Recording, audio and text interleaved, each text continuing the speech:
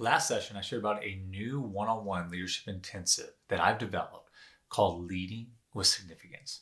This leadership coaching program identifies the 10 ingredients or qualities that all great leaders must have, and it helps you create a customized plan so that you can lead effectively both personally and professionally.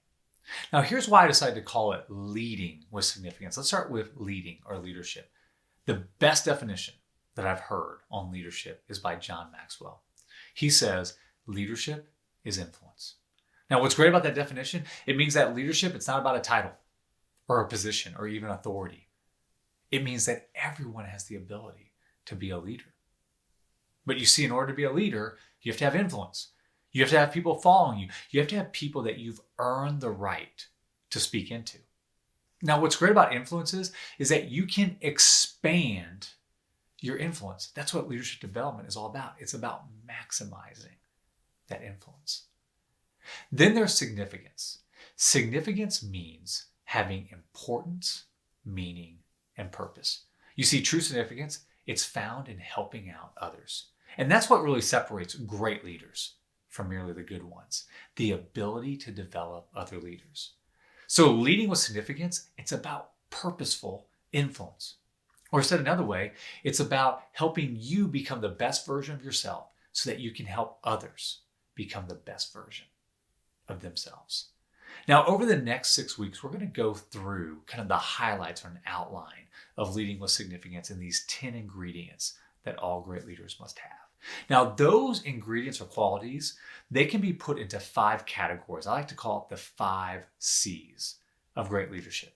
And those C's are culture, character, competency, chemistry, and cultivation.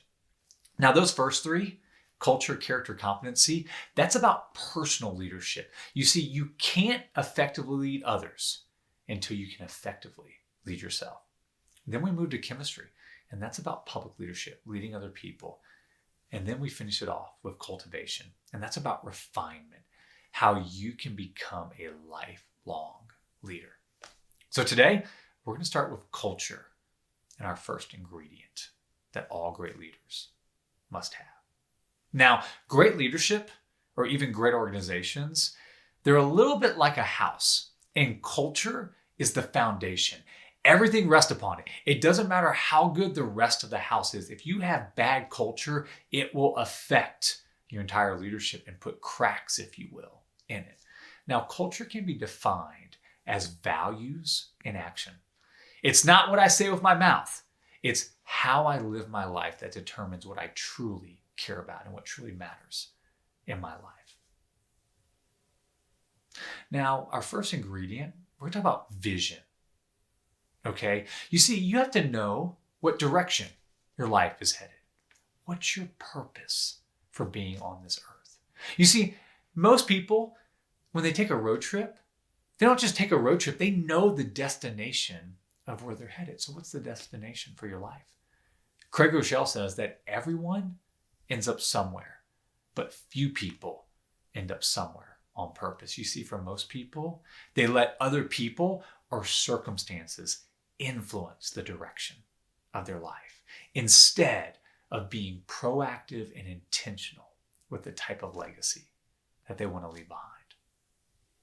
So here's our game plan to help you develop vision for your life. It's called the Funeral Experience, and many authors have written about it. Here's what I want you to do. I want you to think about when it comes to your funeral, which we hope is a long ways away, what do you want people to say at your funeral? What do you want to be written on your epitaph? You see, what's great about the funeral experiences is that no one says, I wish I would have worked more. No. You see, the funeral experience, it determines your core values. It shows what really matters in life. I like to call this your desired culture. After you do that, then I want you to think about, what if you died tomorrow? And I know that's a little bit morbid, but what if you died tomorrow? What would people say at your funeral then? You see, that determines your actual core values or your actual culture. Now, I do this with everybody that I do one-on-one coaching with, and I'll tell you, almost everybody that goes through the funeral experience, there's a little bit of pain. You see, they see their desired culture and they see their actual culture and there's a gap that is there. And that hurts. But here's the great news. We're not at your funeral yet. You have time to close that gap. And so next session, we're going to talk more about how you can close that gap and live a life on purpose and mission. Let me leave you with our treatable lesson. Vision gives meaning and purpose, which ignites passion and excellence.